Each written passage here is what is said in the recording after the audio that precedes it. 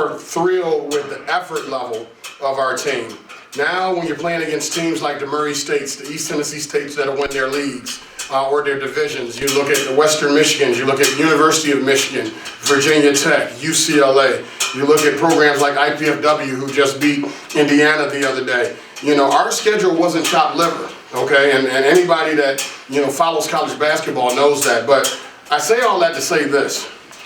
The preparation that we're going through and the discipline that I'm demanding from our group is something that's going to set us up for, you know, future success within the Horizon League. The Horizon League, it is no secret, it has been down this year. But again, none of that matters to us right now. The most important thing is what type of habits are we establishing? Are we getting better? Are we looking better? Are we executing better? Is the ball moving? Are we in a defensive stance? And then the highest compliment you can give any coach is when he doesn't have to coach you on effort. Sure. Coach, in the second half, you know, going in down by 4, Murray State chipping away, making shots. There was that brief exchange there in the first couple minutes, trading baskets. Cam Chapman makes a 3 and then goes on to miss his next 3 after that. Next 3 3-pointers. So the offensive shot selection in the second half, where do you stand on your team's performance that way? Well, again, our shot selection is an area of growth for us, quite frankly. I think that as we mature, and you got to give guys like Jonathan Stark credit, you know, their guards, you know, like Jay Morant.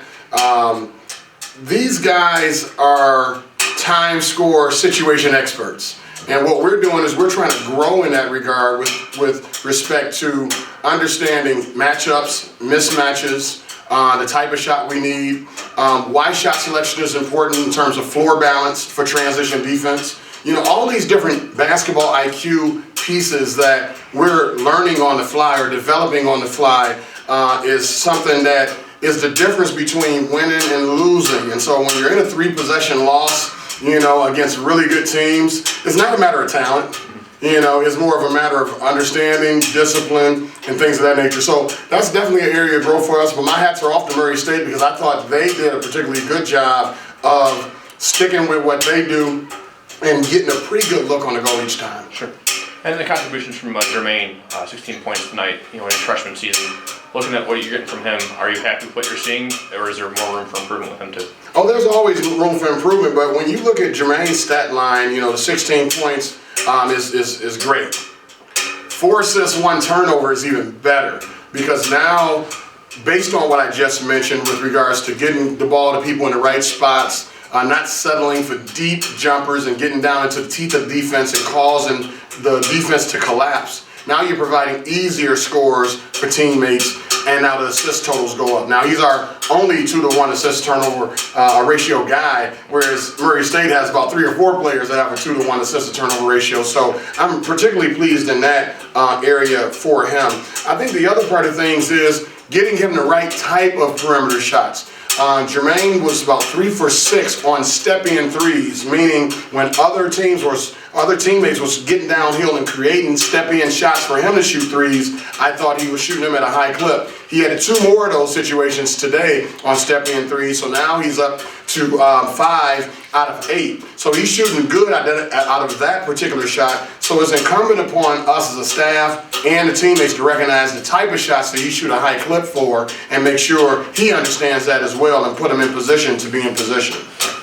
Coach, second game in a row, you've really had some contributions from some guys who, you know, so far through the season, you know, haven't seen a lot of playing time. Rashawn Prince, 5 points, season high 7 rebounds. He has 3 assists. Tariq Jones come back from an injury, and you can see what he can do when he's healthy. So as you're moving into Horizon League play, you know, it looks like you have a few more weapons to work with. Yeah, without question. And one of the things too that is important to note as you try to, you know, ascertain what you have to work with each game is putting those guys in positions of strength, camouflaging their weaknesses. Tariq Jones is a high-level defender. You know, Rashawn Prince is a high-level rebounder, having spent time at both USC and Long Beach State. And those are statistics in Rashawn's case that translate to every level. And so to see him grab 7 caroms, you know, is particularly good. But to see him play 27 minutes of competitive basketball, most of which was on the defensive end against a variety of quick guards, just gives you a taste of his athleticism moving forward. The last thing I would say, too, about the changing of lineups and things of that nature, it's all based on playing as hard as you can, as long as you can. The last message I give to our guys is simply this, going into Christmas. We all have ability. Accountability is one of them. And that's how you earn minutes, and that's how you're going to earn minutes moving forward. And I think that's how you build a championship program. We're not there yet, but I'm excited about the future.